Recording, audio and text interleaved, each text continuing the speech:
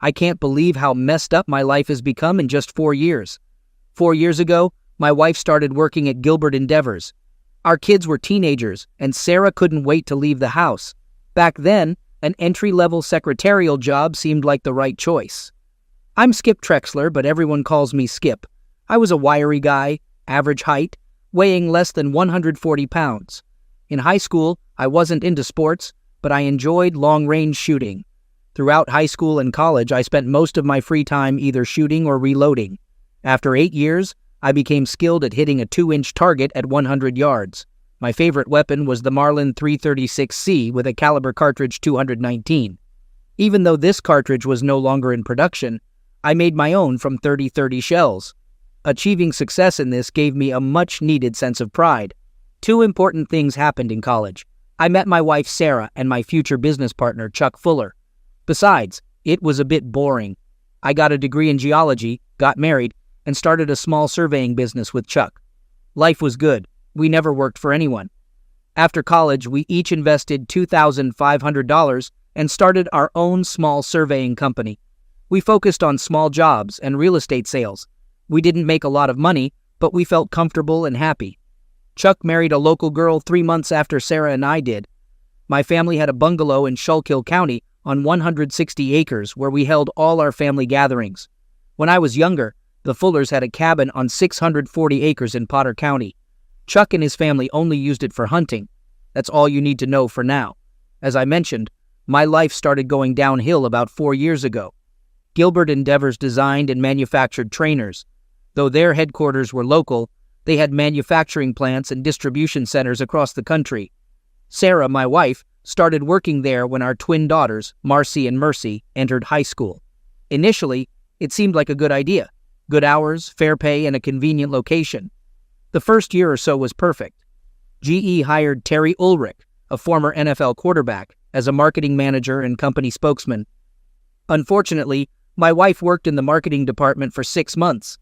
We were bombarded with stories about the magnificent Terry Ulrich, and my wife and daughters were crazy about his greatness. Luckily, the adoration faded after about 6 months. Around the same time, Sarah started working overtime. Chuck and I, being locals, knew many people working at Gilbert. It wasn't hard to find out that Sarah and Terry Ulrich became a couple. As their relationship grew, our marriage deteriorated, and I grew distant from my daughters. I never told her about this. She began to travel more on business and promotional trips, and I became a non-entity most of the time. She invited me to parties and gatherings where I was ignored for the entire evening.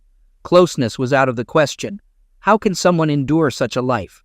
Before Sarah started working, our family life was normal. Weekends and vacations with the whole family, ballet lessons, football, PTA, and scouts. Every week we had a pizza night. The only thing the girls didn't like was spending time in the bungalow. All of that is in the past now, disappearing over the past few years. Sarah's conference attendance, retreats, and meetings gradually increased. Lately, on several longer trips, she took the girls with her, never inviting or asking if I wanted to go. I often overheard the girls telling their friends about the great time they had. They never said anything when they knew I could hear. Terry Ulrich was never mentioned, although I knew he was on every trip. At Gilbert's New Year's party, everything fell into place. It was hard for Sarah not to invite me. I didn't want to go. The humiliation of facing infidelity alone was bad enough. I was afraid I wouldn't be able to control myself if things got out of hand. I was right. All the girls were dressed up, excited for their first adult party. I didn't have a tuxedo, so I wore the best suit I had. When we arrived, there were hundreds of people milling around. Skip Trexler, it's good to see you. Thank you for bringing your wife and beautiful daughters. Terry Ulrich seemed to smile as he squeezed my hand, and Sarah smirked. The girls looked at me with disgust and quickly left. It was the start of a terrible evening. I drank a glass of beer and hid in a corner, trying not to embarrass my wife and daughters even more. I didn't say or do anything, yet I managed to ruin the start of their evening. Terry Ulrich was a big guy, really big, at least a foot taller and 100 pounds heavier than me. All muscle. He embodied happiness and success. My daughters flocked around him, while my wife spent most of the evening next to him, lightly holding his hand. Lower-level people made feeble attempts to talk to me, and mid and senior level managers noticed me, smirking or making sly remarks related to my new status. I didn't hear their words, but it was clear what was happening. My beer was replaced with a simple ginger ale, which I sipped slowly. I usually kept myself in control and took pride in never losing my composure.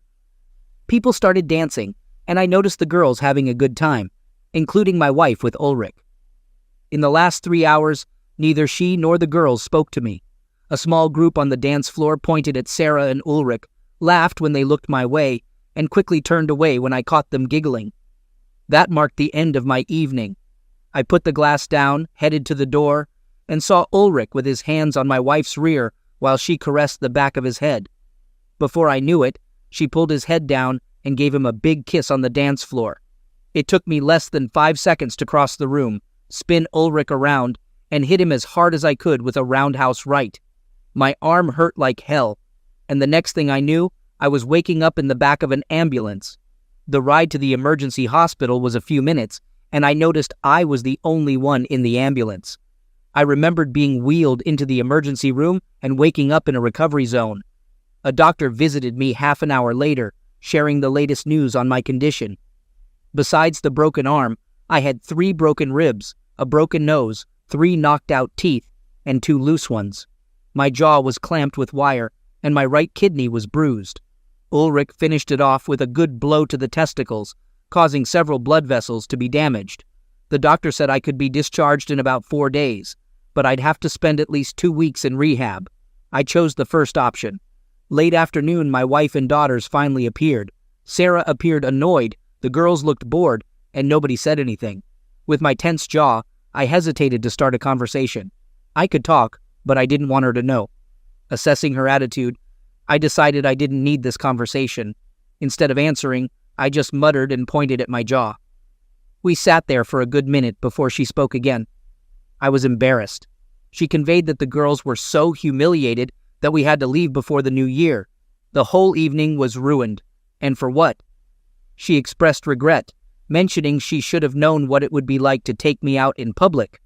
She guaranteed that nothing like this would happen again. Little did she know how right she was. I just sat and looked at her, unable to manage a smile, so I didn't do anything. They lingered for several minutes, and since I didn't react, they eventually got up to leave. Chuck showed up a couple of hours later. We chatted for a few minutes. Yes, I could talk. Then he pulled out the local newspaper. I made it to the front page. The story was about how I attacked my wife at the Gilbert Endeavors New Year's Eve party. Chuck and I talked for a couple of hours, discussing several options. After he left, I refused dinner and asked for sleeping pills. I needed a good long rest. Most of the next day involved being checked, probed, and poked. All damage was discovered, and appropriate measures were taken. Now all I could do was wait and heal. A hospital staff member gave me a list of recommended rehab centers, and I chose one near Hamburg. Chuck showed up later that evening. I sold him my share of the company for $2,500, with the handshake being the most important part of the deal.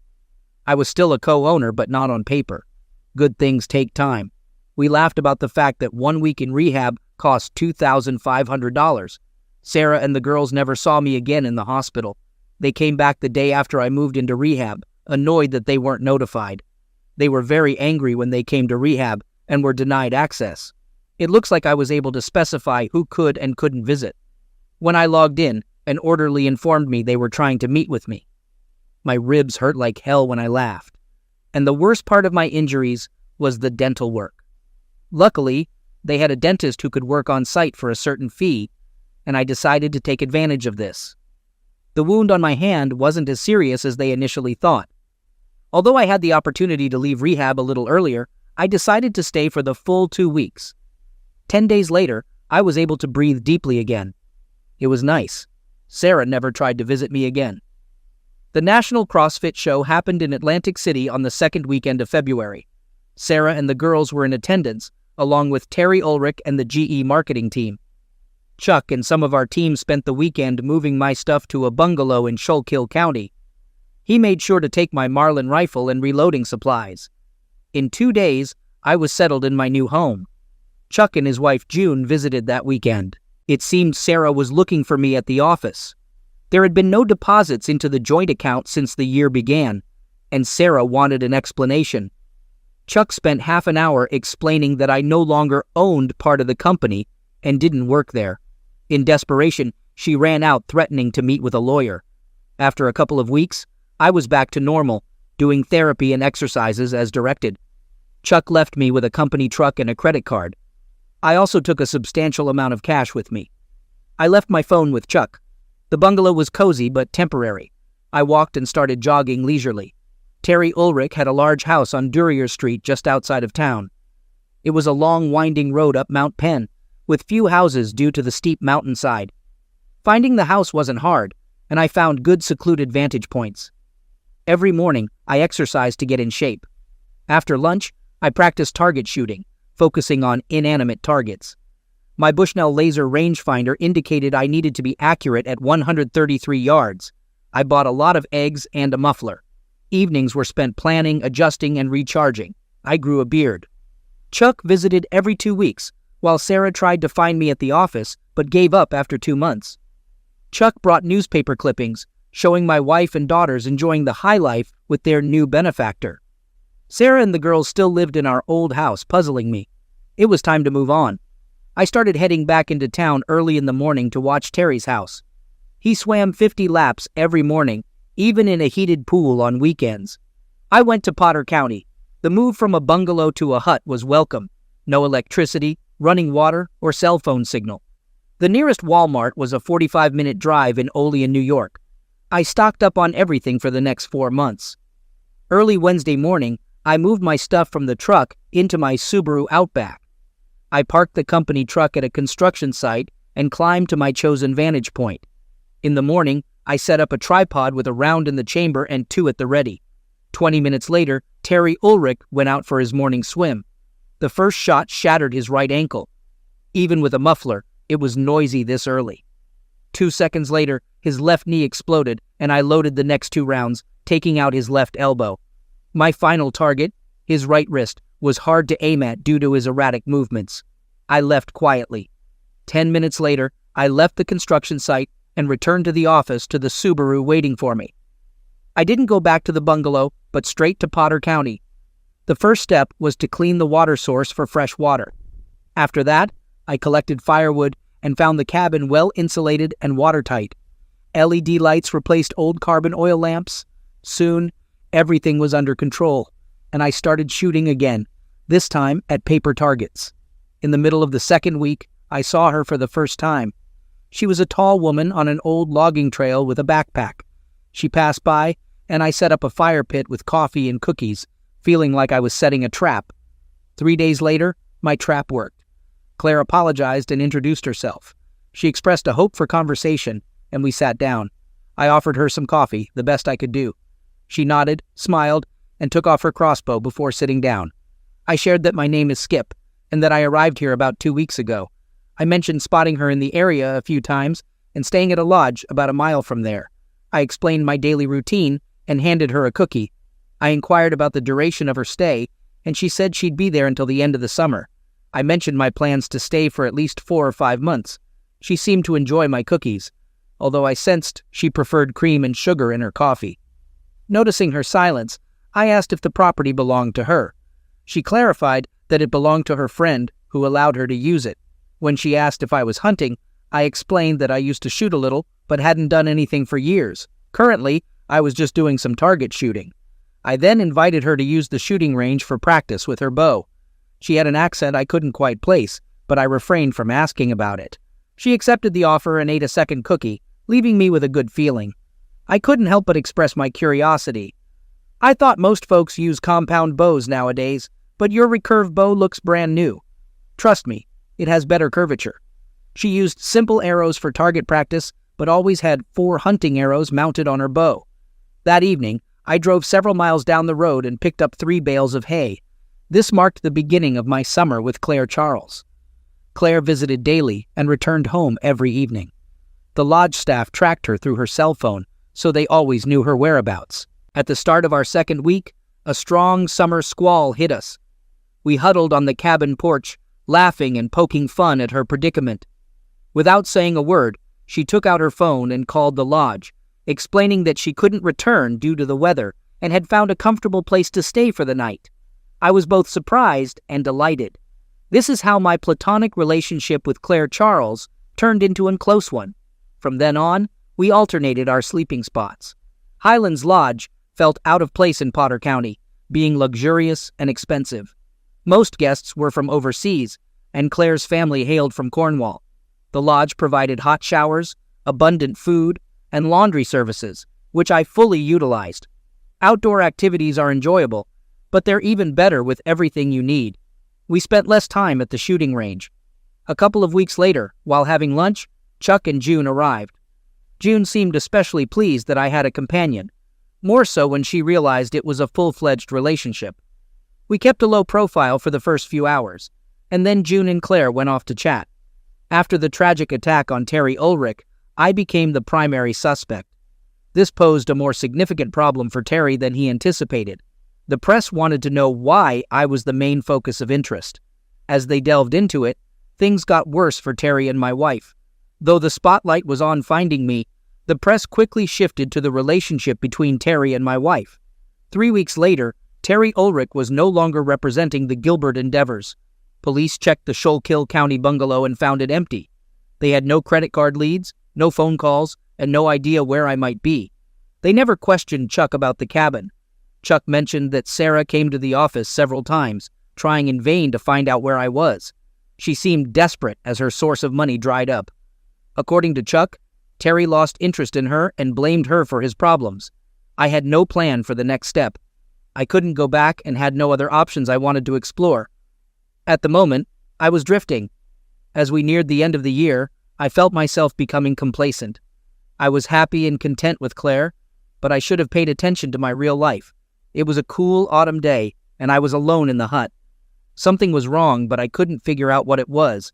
I had just heated up the wood stove and made coffee when the door suddenly swung open. Terry Ulrich was just as big and ugly as the last time I saw him. He stood in the open doorway with a wide smile on his face and an old police SWAT pistol in his right hand. He seemed to stand unsteadily and held his left arm at an odd angle, as if trying to maintain his balance. We just stood and looked at each other. I expected some profound words of revenge, but nothing came. Coffee. Fool. I spent over $10,000 to find you. No, I don't want any damn coffee. Well, what can I do for you? I know it was you, you sneaky little weasel. Your wife told me that you did a lot of target shooting. I hope there is special services here because it will be needed. His face became swollen and red as he spoke.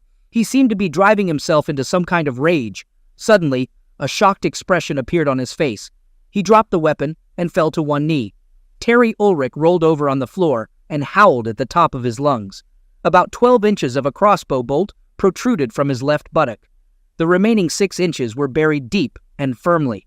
Claire just stood in the doorway and smiled. We ran almost all the way back to the Highlands. I didn't take anything with me from the cabin. It took Claire about 15 minutes to load all her belongings into the rented Land Rover. We laughed the whole time like a couple of high school kids. Finally, we calmed down to a fairly normal state.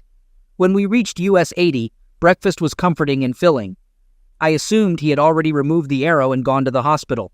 I expressed doubt, suggesting that he should call special services since I had shot him with one of the 3-bladed hunting arrows. I explained that it needed to be cut out and couldn't be pulled out. I predicted that he would likely have to lie on his stomach on a gurney when he goes to the emergency room, which must be awkward. I mentioned the predicament to Miss Claire, stating that it seemed like we were in big trouble now, and I playfully attributed it to her. She flicked a fork full of scrambled eggs and laughed. After breakfast, I called Chuck, and Claire called someone else. I brought him up to speed, and he seemed to find it quite funny. I told him we were going to Ocala, Florida, where my grandparents lived. He chuckled a little, because he knew I only said that to cover his ass. While I was on the phone, Claire came over and took my wallet out of my pocket. She returned to her seat and continued the conversation while I bought treats for our trip. I didn't know where we were going, but I felt like Claire had a plan. She didn't tell me anything, and I didn't ask. I was happy with my ignorance and trusted her. It was a tiring day, and we finally found a great bed and breakfast in the Wisconsin valleys to rest. Exhausted from the road, we quickly fell asleep. The breakfast was fantastic, and 4 hours later, we reached the Duluth Walmart. Claire had her belongings, but I left with nothing. She kept me in the dark about her plans, and it seemed like she was having fun doing so. I got a new set of clothes, and Claire grabbed a big bag of snacks. Since I was a kid, I always dreamed of canoeing on lakes, and now I finally got to do it. Everything was arranged upon our arrival, and the outfitter even took care of Claire's rental car. This hinted that we probably wouldn't be coming back. It was both intriguing and exciting, and I couldn't wait to see what else Claire had in store for me. Before departing, I made a final call to Chuck, and he informed me about Ulrich's latest failure, which had become a significant news story even picked up by national services. June's laughter echoed in the background. Chuck shared that Ulrich's media image was plummeting, and he couldn't seem to do anything right. He expressed his satisfaction, stating that it couldn't have happened to a nicer guy. Chuck also mentioned that Sarah was clueless and broke after the divorce, which apparently hit her hard. I was taken aback and clarified that I didn't consult a lawyer and wasn't aware of any divorce. Chuck insisted, claiming that Sarah was ranting about it that morning and asked me to stop by the cottage to pick up his things and car since he was in Moss Bluff, Florida, looking for a trailer to rent. Claire waved from the dock as the loaded canoe awaited. Grateful for my Boy Scout camp experience, at least I didn't feel like a complete idiot in the canoe. We spent the next 6 days exploring the lakes, setting up camp each night. Claire, using her cell phone GPS, navigated us seamlessly. I enjoyed the trip, and most notably, the nights filled with starlit closeness. The following day at noon, our adventure continued. A man met us at a remote road pier, hugged Claire, and they spoke in French. About half an hour later, he handed Claire the keys to a truck along with a large envelope. We unloaded the canoe and hit the road. Looking back, I saw him push off from the dock. Driving, Claire rummaged through the envelope, mentioning that I would have to get used to being called Clinton. Really? I gave her a puzzled look. She giggled and handed me a Kennedy-like driver's license with my photo, now labeled Clinton Barfield. I questioned if she was kidding, to which she responded with a firm, "Nope." She informed me that I was now Clinton Barfield and proudly presented my new Canadian passport. She mentioned that we were currently in Canada. 4 days later, we arrived in New Quay.